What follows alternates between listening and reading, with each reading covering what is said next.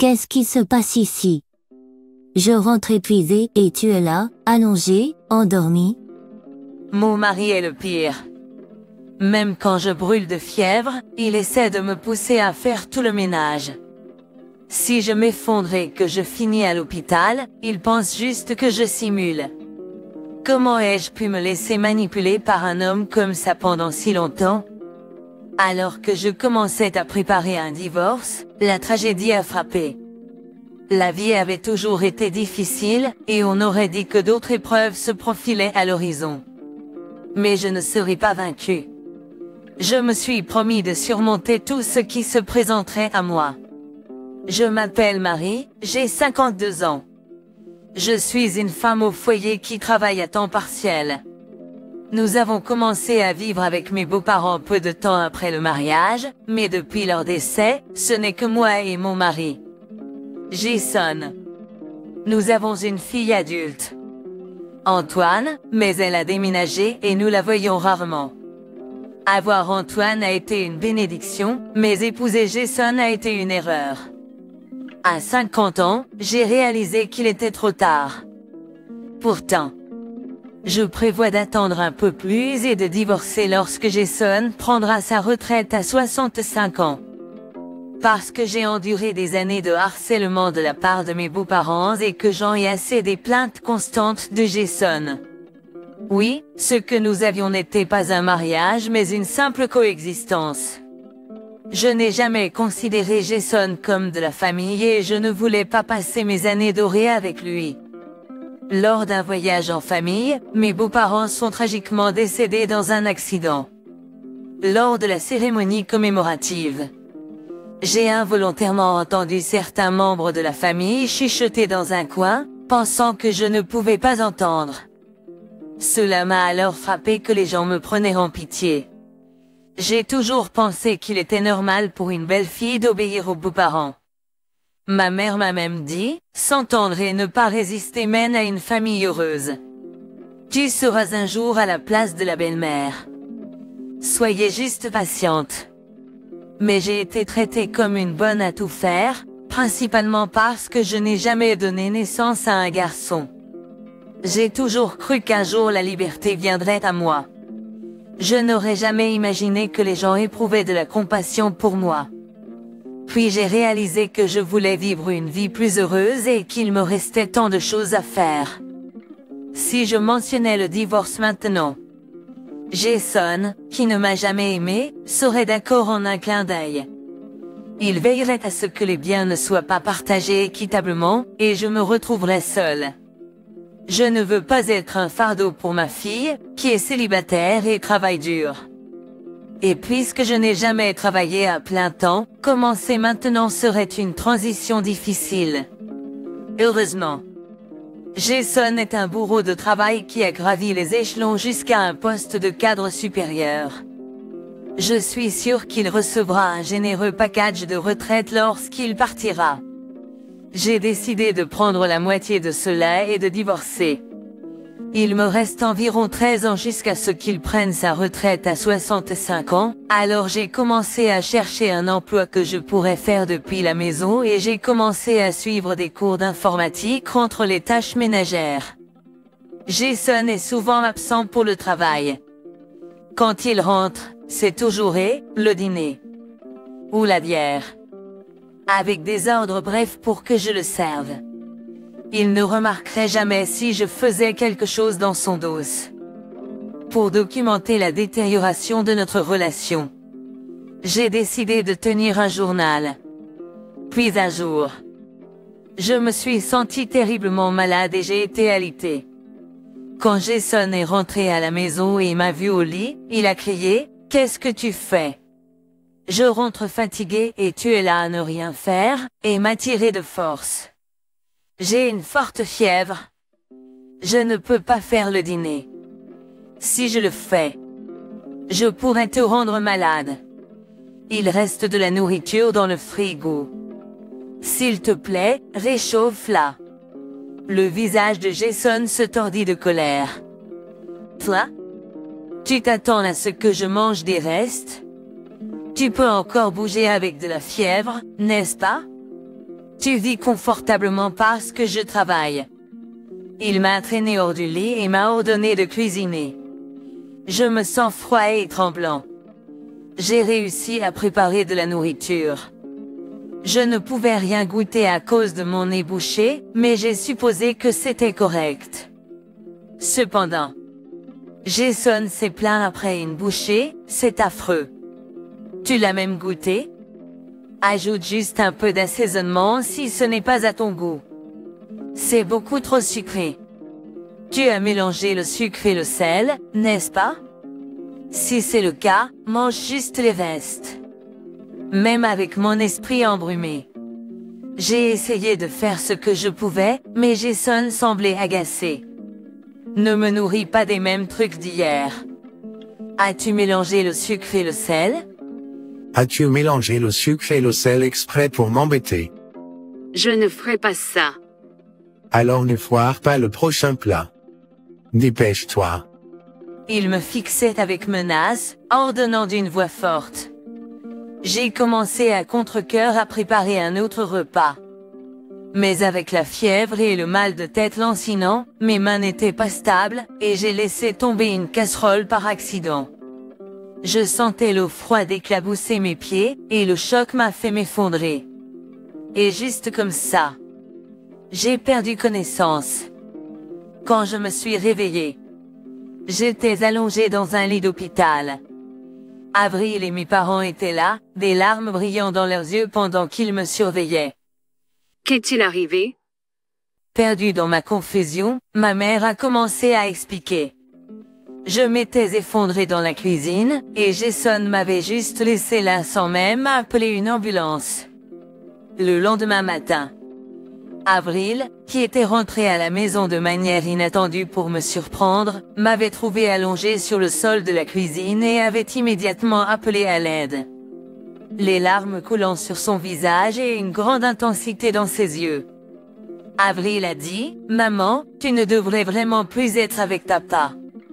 Viens vivre avec moi. » Où est Jason? Il est terrible. Après que tu aies été hospitalisé, je l'ai appelé. Il pensait que tu faisais semblant et t'a juste laissé. Je n'arrive pas à croire que c'est mon père. Entendant les paroles de ma fille, la réalité d'endurer cette vie pendant plus d'une décennie a enfin coulé. Je pensais autrefois que 10 ans passeraient rapidement. Mais gaspiller ces années dans la douleur semblait être un gâchis de ma vie. J'avais prévu de divorcer de Jason. Mais après ce qui s'est passé, je ne veux pas passer une seconde de plus avec lui. Entendant cela, Antoine a enfin souri. Mon père a alors dit gentiment, tu devrais le faire. Si tu as besoin, tu peux toujours rentrer à la maison. Antoine nous a raconté à quel point cela a été difficile pour toi. Je suis désolé, nous n'avons pas réalisé plus tôt. Je suis tellement désolé. C'est peut-être de ma faute. Je vous ai dit que, quoi qu'il en soit, vous devriez endurer pour le bien de la famille. Vous avez pris mon conseil au sérieux et avez tout supporté, n'est-ce pas? Je m'excuse vraiment. J'aurais aimé vous dire au moins une fois que si les choses devenaient difficiles, vous pourriez toujours rentrer à la maison. J'ai répondu, j'aurais dû parler quand les choses sont devenues difficiles aussi. Cela s'est passé parce que je ne me suis jamais confiée à personne. Désormais, je vais vivre une vie sans regret. En voyant mon sourire, tout le monde dans la pièce a partagé un doux moment de rire. Les jours où Jason me contrôlait étaient révolus. Désormais, je vais poursuivre mon propre bonheur. Mais juste avant qu'Antoine et mes parents ne quittent ma chambre d'hôpital, ma mère, avec un air préoccupé, a demandé, « Marie, tu as l'air pâle. As-tu eu un bilan de santé récemment? » Ishok Mayed. Bien que l'assurance de Jason couvre les bilans de santé, je n'en avais pas fait depuis des années à cause de mon emploi du temps chargé. Je n'avais jamais vraiment réfléchi à ma santé. Je n'y avais pas vraiment prêté attention. Peut-être devrais-je en faire un, je réfléchis, réalisant que je ne connaissais même pas mon propre état de santé. décidant de rester à l'hôpital encore une nuit. J'ai pris rendez-vous pour un bilan de santé et je suis rentré à la maison. Étonnamment, Jason était là ce soir-là et m'a immédiatement crié dessus quand je suis entré. Où étais-tu? Il a accusé. J'étais à l'hôpital. Est-ce que Antoine ne te l'a pas dit? Tu as probablement demandé à Antoine de mentir pour toi pendant que tu sortais avec un inconnu. J'ai entendu dire que quelqu'un a vu une femme qui te ressemble avec un homme que je n'ai jamais vu. Pris au dépourvu par l'accusation sans fondement. J'ai été un peu lent à réagir. De quoi parles-tu? Je ne sais pas du tout ce que tu veux dire. Les gens qui me ressemblent pourraient être n'importe où. J'ai été à l'hôpital. Tu peux vérifier avec eux si tu veux. Regarde. J'ai les papiers de l'hôpital juste ici. Tu es terrible pour mentir. Je peux voir que tu es troublé. N'importe qui serait troublé s'il était accusé de quelque chose qu'il n'a pas fait. Ce document le prouve. J'ai sorti les papiers que j'avais reçus de l'hôpital de mon sac, mais Jason les a arrachés de mes mains, les a déchirés et les a jetés par terre. N'importe qui peut falsifier ces papiers. Cela n'allait nulle part. Se sentant vaincu, j'ai immédiatement quitté la maison. Jason ne m'a pas suivi. J'ai hélé un taxi sur la route principale et je suis allé chez mes parents. C'était un soulagement d'être dans la même ville. Peu de temps après m'être installé chez moi, mon père a récupéré des vêtements que j'avais laissés derrière moi, et j'ai décidé de rester un peu avec eux.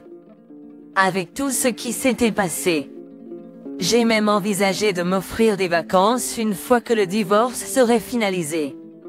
C'était jusqu'à ce que les résultats de mon examen médical soient connus. Peu de temps après être rentré chez moi, je suis retourné à l'hôpital pour les résultats. Ils ont dit que j'avais besoin de tests plus détaillés. Je pensais que ce n'était pas grave, mais puis le médecin a appelé ma famille, et dans une atmosphère sombre, mon père a transmis ce qu'on lui avait dit. Ils ont dit que c'est un cancer terminal. Tu n'as que 3 mois à vivre. Oh. Je comprends. Juste au moment où j'avais décidé de profiter du reste de ma vie, j'ai reçu ce sombre pronostic. Même si je reconnaissais la gravité des mots, ils ne s'enfonçaient pas vraiment. J'étais simplement sous le choc. Ma mère m'a serré dans ses bras en pleurant, pendant que mon père détournait le regard. À ce moment-là, Antoine tenait fermement mes 2 mains. Juste parce que c'est terminal ne signifie pas que c'est incurable. La médecine a tellement progressé. Je veux que tu connaisses plus de bonheur. Je veux te voir sourire chaque jour. N'abandonne pas juste parce qu'on t'a donné ce pronostic. Les paroles d'Antoine étaient encourageantes et me donnaient de la force. La raison pour laquelle ils t'ont parlé du diagnostic, c'est qu'ils voulaient que tu te battes. Si tu te laissais dépérir sans le savoir, tu le regretterais certainement. Même si les temps sont durs actuellement. Je crois que l'avenir sera plus radieux. Sinon, ce ne serait pas juste pour toi. Même si Antoine essayait de rester forte, elle ne put retenir ses larmes à la fin. Savoir que mes proches souffriraient si je succombais à ma maladie pesait lourdement sur moi.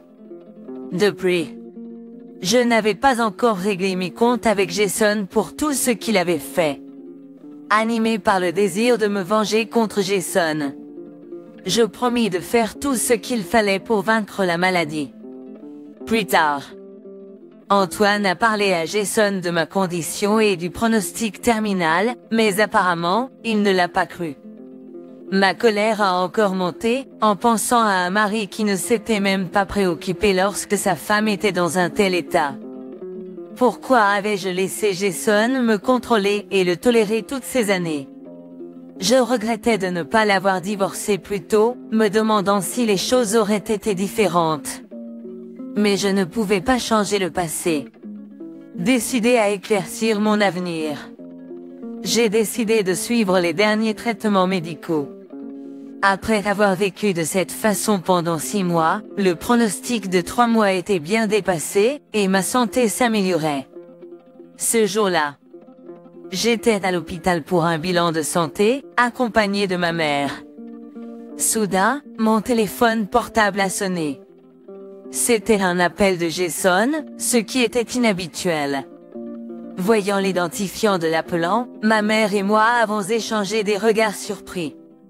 J'ai choisi de ne pas répondre, demandant plutôt à ma mère de gérer la situation d'une manière particulière. Tandis qu'elle hésitait, l'appel s'est terminé. Mais peu de temps après, Jason a rappelé. « Maman, s'il te plaît. » Lorsque j'ai suggéré cela, ma mère a répondu à contre-cœur au téléphone.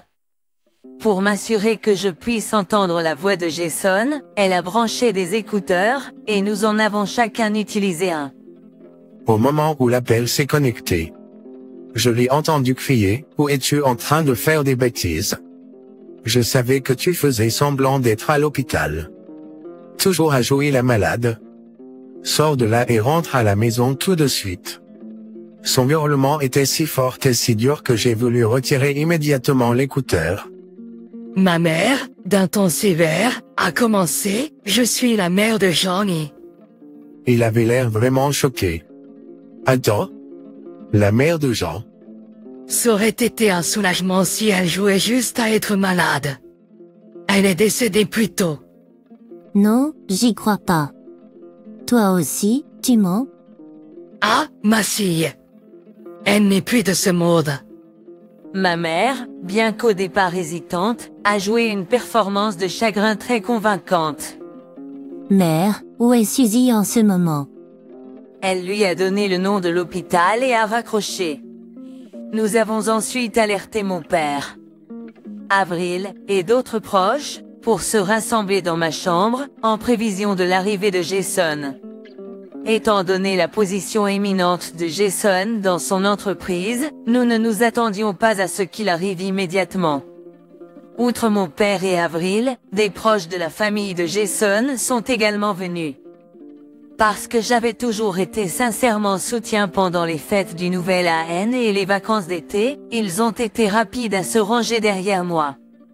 Quand Jason est finalement entré dans la pièce, furieux, il a crié, « J'ai entendu que tu étais morte, mais la réceptionniste m'a dit que tu es toujours admise. » Quand Jason est finalement entré dans la pièce, furieux, il a crié, « J'ai entendu que tu étais morte. Mais la réceptionniste m'a dit que tu es toujours admise ici. » Au bureau de la réception, il semblait avoir appris que j'étais toujours en vie et a trouvé le numéro de ma chambre. Il semblait furieux, se sentant trompé, mais il a soudainement baissé le ton en voyant les proches présents. J'avais appelé les proches comme un tampon contre Jason, qui se soucie de la perception publique. S'il n'avait pas été là, il aurait pu me maltraiter verbalement ou même me faire du mal pour avoir menti. Je suis reconnaissante à ceux qui sont venus me soutenir. J'ai entendu dire que Suzy est décédée. Il a dit avec hésitation, alors j'ai répondu en premier. J'ai demandé à maman de te le dire. Sans de telles mesures drastiques, tu continuerais à penser que je simule ma maladie, n'est-ce pas? Demander à ta femme souffrante de rentrer à la maison et de faire le ménage, comment l'as-tu pu?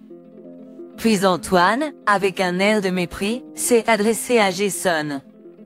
Papa, maintenant tu crois que maman ne faisait pas semblant.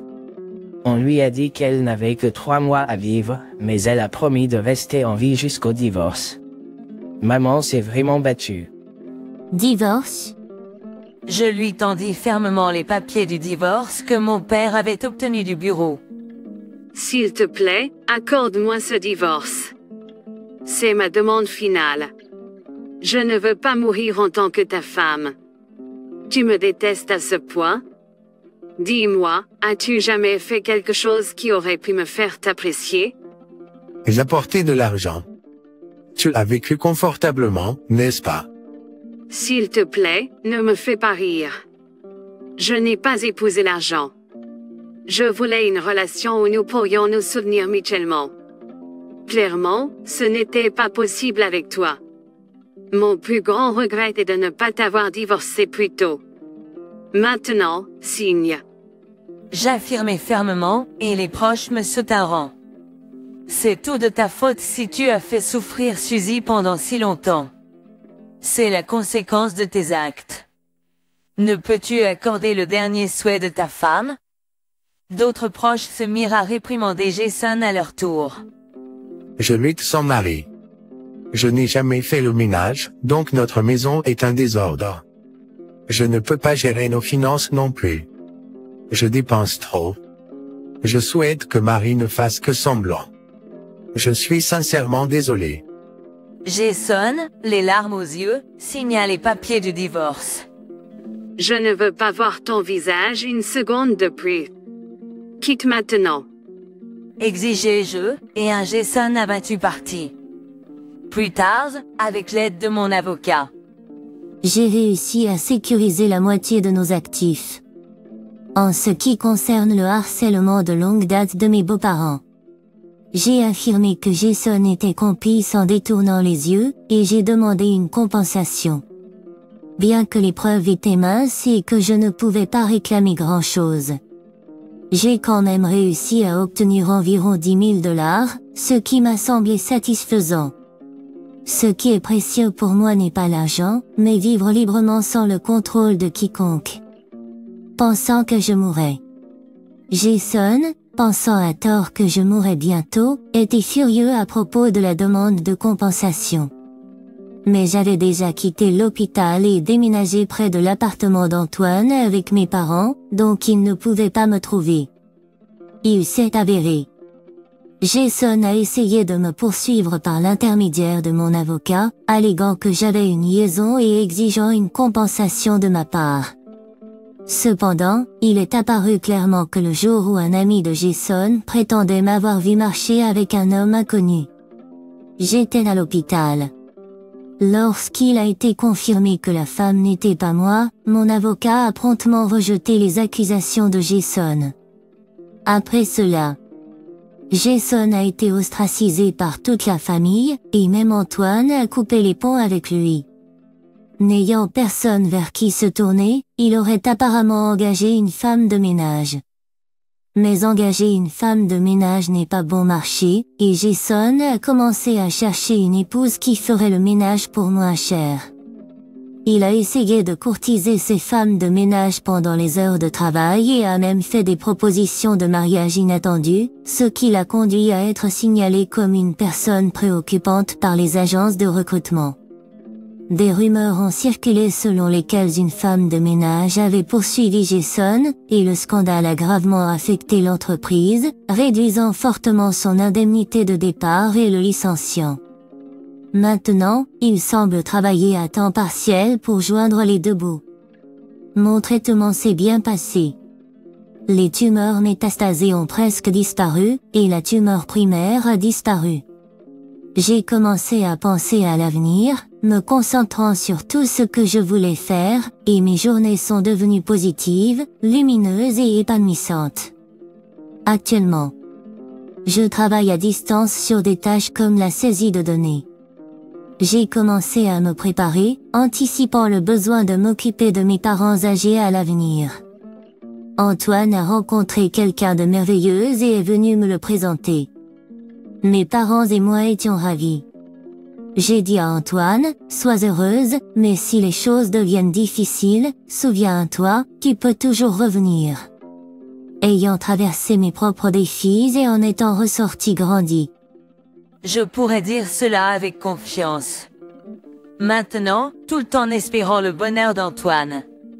Je vise à vivre chaque jour avec joie et positivité.